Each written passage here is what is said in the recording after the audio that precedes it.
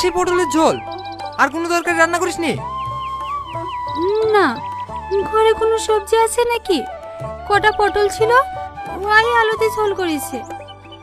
সবজি ছিল না তো বাজার করে আনতে বলবি। বুড়ি এখনো কাজের টাকা পেয়েছে নাকি, তাই বাজার করে আনতে বলবো? কাজের টাকা পাইনি তো কাজ করে কি করতে? এই তরকারি দিয়ে ভাত খাওয়া হয়?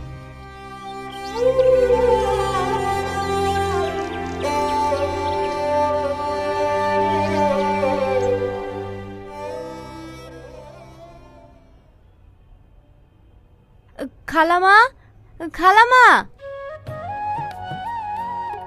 সব কাজ হয়ে গেছে? হ্যাঁ খালামা। ঠিক আছে, কালকে একটু সকাল সকাল চলে আসবি, আমরা বাড়িতে থাকবো না। খালামা, কিছু বলবি?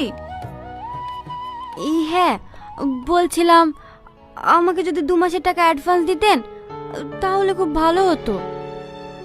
টাকা কি করবি? আপনি তো জানেন আমার আব্বা কাজ কাম কিছুই করে না। কালকে আমার বোনের কলেজে ভর্তি, ওখানেই টাকা লাগবে। ঠিক আছে, তুই দাঁড়া, আমি আনছি।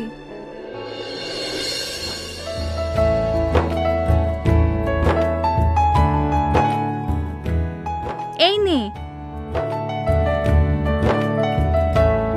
সত্যি তোর মতো মেয়ে এই যুগে দেখাই যায় না। নিজের পড়াশোনা বন্ধ করে বোনকে পড়াচ্ছিস, আবার সংসারে সব খরচ নিজেই দিস। ঠিক আছে খালামা, আমি এখন আসি।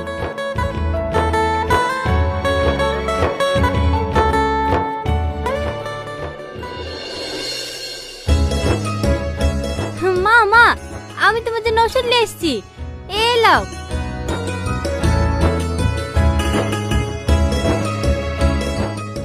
হে লেবুন। ওগো, এই টাকাগুলো তুমি দিও না, এগুলো মায়ের কলেজের ভর্তি হওয়ার টাকা। বকিস নি তুই, ও আবার কলেজে ভর্তি হয়ে কি করবে? আব্বা, এই টাকাগুলো তুমি নিয়ে যাও না, সামনের মাসে টাকা পেলে সব টাকা তোমাকে দিয়ে দেবো। সত্য